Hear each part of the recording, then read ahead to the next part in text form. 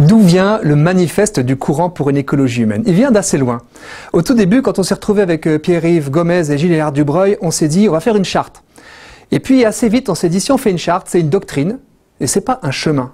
Et donc on a abandonné cette idée du passage à l'écrit et on a rencontré, accueilli, il y a eu 500 personnes, c'était en 2013, en juin, et on avait annoncé déjà par une tribune dans la Croix qu'il y aurait des assises du courant pour une écologie humaine. On s'est donc mis sur le mode de la rencontre. Week-ends successifs de travail, de nombreux week-ends, beaucoup de rencontres, un tour de France, et puis des rencontres avec des personnes qui ont déjà des initiatives d'écologie humaine, cette écologie humaine qui nous a précédés et qui nous survivra, et nous sommes juste ce courant pour une écologie humaine. Les assises, fin 2014, ont été un immense succès, 800 personnes, et après, on s'est retrouvés ensemble, on a lancé un processus qu'on a appelé processus collégial, 40 personnes dans des conférences téléphoniques, et puis 20 pendant un week-end, où nous sommes arrivés avec un texte, avec un projet de manifeste, le fameux manifeste. Et ce manifeste du courant pour une écologie humaine, c'était et c'est le moment du passage à l'écrit. Nous avons une histoire suffisamment dense pour répondre à des questions absolument majeures qui nous permettent, pour l'interne, de dire quelle est notre identité. Jean Vanier dit qu'il faut approfondir son identité pour mieux s'ouvrir.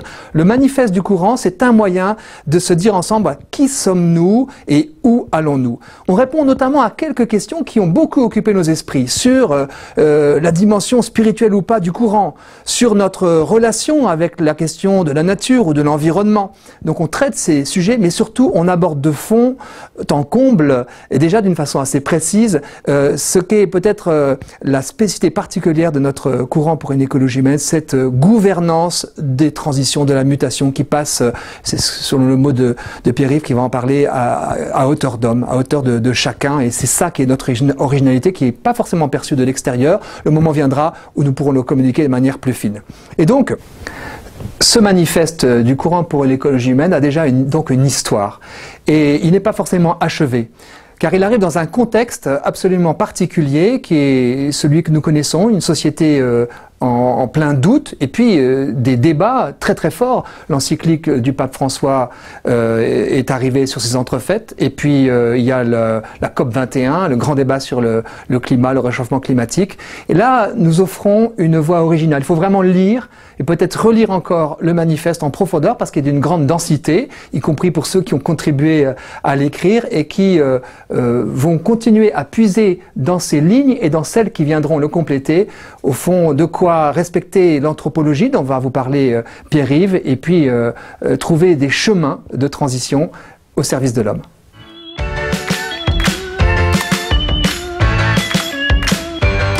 Ce manifeste, vous allez le travailler, le lire, le relire, échanger, peut-être le discuter, peut-être le remettre en question, parce qu'il va être alimenté de toutes nos réflexions, nos travaux, les remontées. Et surtout, ce manifeste, il va servir à réfléchir sur les sujets concrets d'actualité dans notre environnement pour les interpréter dans l'esprit de l'écologie humaine. C'est que nous nous appuyons explicitement sur une anthropologie, c'est-à-dire une vision de l'homme, et que c'est explicite, c'est-à-dire que nous parlons de la vision de l'homme comme la pierre angulaire de ce courant. Je voudrais revenir sur 3 points qui sont les suivants.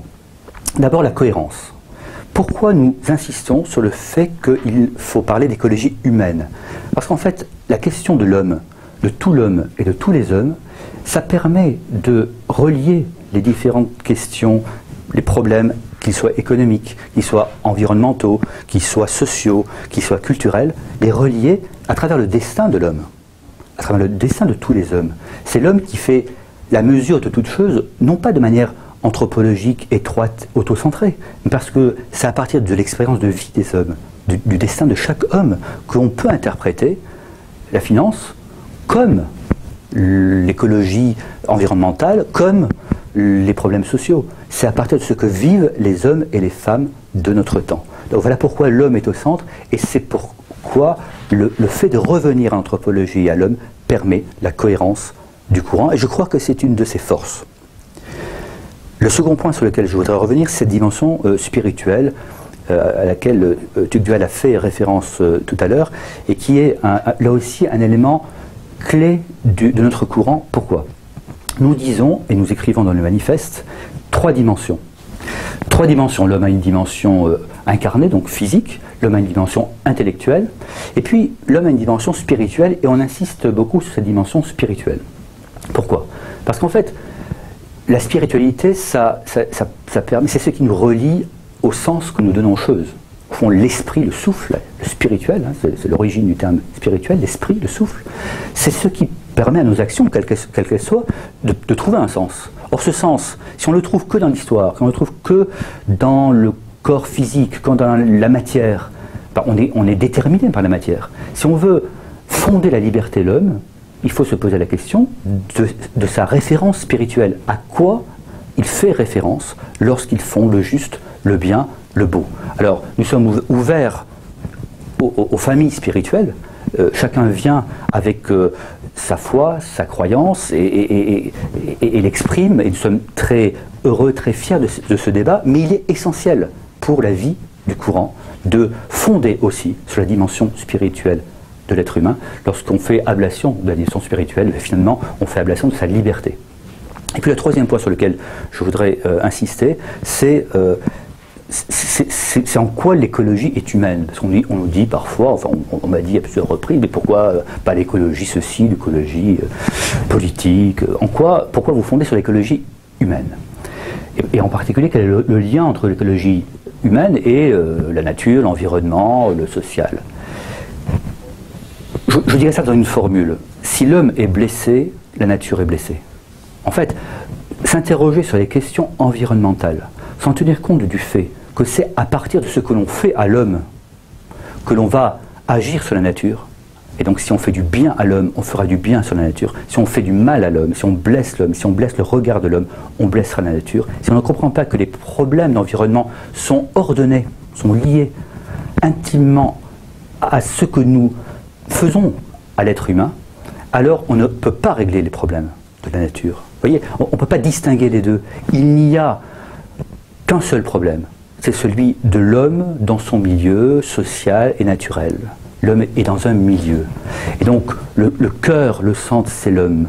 Notre préoccupation, c'est l'homme. C'est le soin de l'homme. Et à partir de là, alors, parce que le regard sur l'homme est juste, et parce que l'action sur l'homme est juste, l'action sur la société et le regard sur la société sont justes, l'action sur la nature et le regard sur la nature sont justes.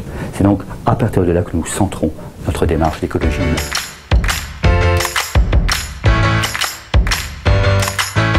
Alors, comment allons-nous mettre en pratique ce manifeste, concrètement? Alors, je pense que pour ça, il faut qu'on ait en tête que ce manifeste n'est pas une théorie, c'est vraiment un outil, une méthode pour avancer sur ce chemin de transformation. Alors, l'autre jour, j'ai rencontré un jeune homme de 30 ans qui s'appelle Louis, qui m'a expliqué que son père lui avait envoyé le manifeste en lui disant « c'est très intéressant, il faut que tu vois ce manifeste ». Louis travaille dans le domaine de l'agriculture, c'est ça qui l'intéresse. Et voilà ce qu'il m'a dit. Il m'a dit « voilà, moi j'ai regardé le manifeste, j'ai rien compris. J'ai lu, incompréhensible.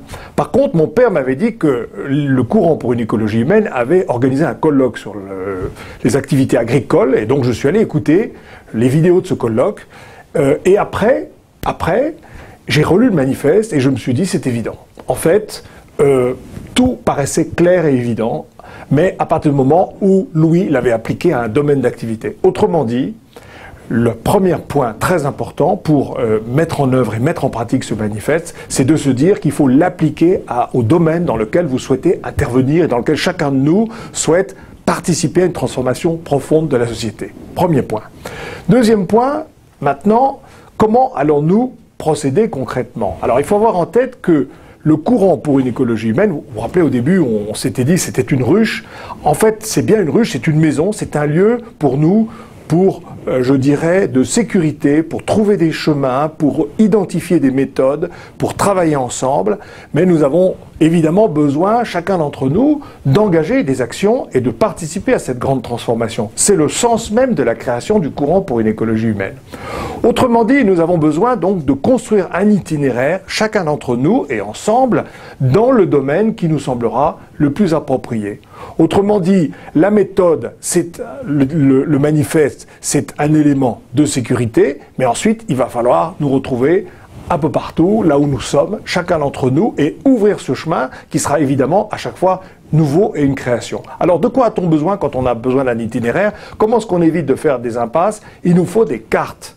Et donc dans chaque domaine, il va nous falloir une carte. Seulement, là est le vrai problème auquel nous sommes confrontés, c'est qu'il y a beaucoup de cartes, mais elles sont mauvaises. Un peu comme quand on nous dit, par exemple, vous allez visiter Rome, tenez, je vous passe un bon guide. Le guide nous dit, vous allez voir tel monument, tel monument, tel monument. Enfin bref, pendant 3 jours, on voit des choses, on revient et on dit, on a fait Rome. Mais on n'a rien vu, on n'a pas découvert Rome, on n'a pas rencontré de Romains, on n'a aucune expérience profonde et réelle qui est derrière ce voyage. Donc c'est une mauvaise carte. Alors il y a d'autres mauvaises cartes, sont ce que j'appellerais le prêt-à-porter de la pensée. C'est-à-dire des choses où on nous précipite, c'est-à-dire ce que Bateson appelle la gueule du loup. On veut qu'on se jette dans la gueule du loup en nous disant, voilà, vous vous intéressez à l'environnement, alors maintenant vous allez être pro-éolienne, anti-OGM, pro-nucléaire, anti-nucléaire. Ça, c'est l'entrée par la technique, mauvaise entrée. Deuxième entrée également, c'est de dire, voilà les bons, voilà les mauvais. Voilà les gens qui font ce qu'il faut, voilà les résistants, voilà les collabos, voilà, au fond, c'est comme ça qu'on segmente et on coupe en morceaux la société, on n'arrive plus à faire quelque chose. Donc, finalement, nous allons essayer, avec le courant pour une écologie humaine, avec toutes ces soirées de la démarche Cap 360 degrés, à chaque fois on va traiter d'une activité, ça va être habiter, travailler, être agriculteur, et on va essayer de reprendre et de reconstruire des bonnes cartes pour trouver ce chemin de transformation. Alors après, il faudra construire chacun d'entre nous ses itinéraires et partager ses expériences. Évidemment, la base de ce travail, ça va être de passer par l'homme. On a vu toute l'importance de cette anthropologie qui nous fonde, mais qui nous dit, autrement dit, si vous voulez transformer la société, passez par l'homme, et en particulier, passez par les plus vulnérables. Voilà. Et donc ce chemin va nous permettre, effectivement, de cette façon, d'inventer des nouvelles voies et ensemble de trouver un chemin en se donnant le temps, car bien évidemment, ceci pourra peut-être prendre 15, 20 ans, peut-être que nous aurons des succès tout de suite, nous ne le savons pas à l'avance, mais nous avons à mobiliser toute notre créativité dans cette direction.